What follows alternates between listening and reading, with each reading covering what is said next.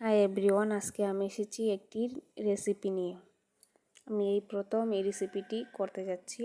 আমার মেয়ে এত কান্নাকাটি করতেছে যেন খিচুড়ি খাবে, কিন্তু ঘরে তেমন কোনো উপকরণ নেই, পোলাও চাল নেই। তাই জন্য আমি মেয়েকে সান্ত্বনা দেওয়ার জন্য ঘরে থাকা উপকরণ দিয়ে করার চেষ্টা করতেছি। আমরা যে প্রতিদিন চালের ভাত খাই সেই চাল দিয়ে আজকে আমি মূলত এই খিচুড়িটা করব। এই যে আমি প্রথমে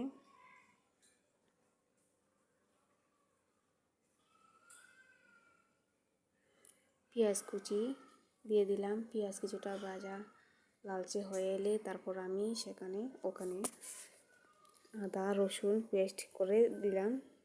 তারপর হালকা নেড়ে ছেড়ে তারপর আমি একে একে দিয়ে দিলাম হলুদ গুঁড়া, মরিচের গুঁড়া, ধনিয়া গুঁড়া, কিছুটা মাংসের মশলা, সব ধরনের মশলা আমি এখানে দিয়ে একটু সামান্য পানি দিয়ে সেটা কষাতে লাগলাম ভালো করে। দেখতে পাচ্ছেন কি সুন্দর একটা কালার এসেছে। আমি মশলাটা ভালো করে কষিয়ে নিতেছি।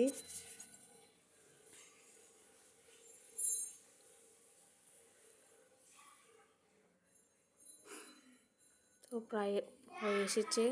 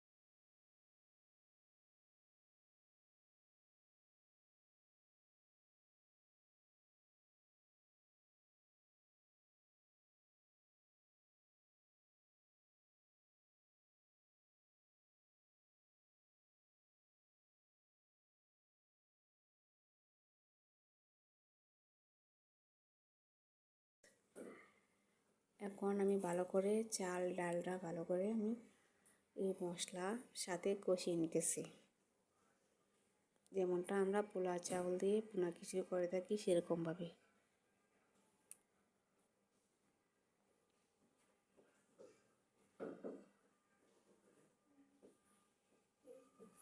দেখেন দেখা যাচ্ছে চালটা সেটা ভাজা ভাজা হয়ে গেলেও এখন আমি ওখানে পরিমাণ মতো পানি দিয়ে দিলাম। দেখেন এই তো হয়ে আসছে, প্রায় সিদ্ধ বলক ফুটে গেছে।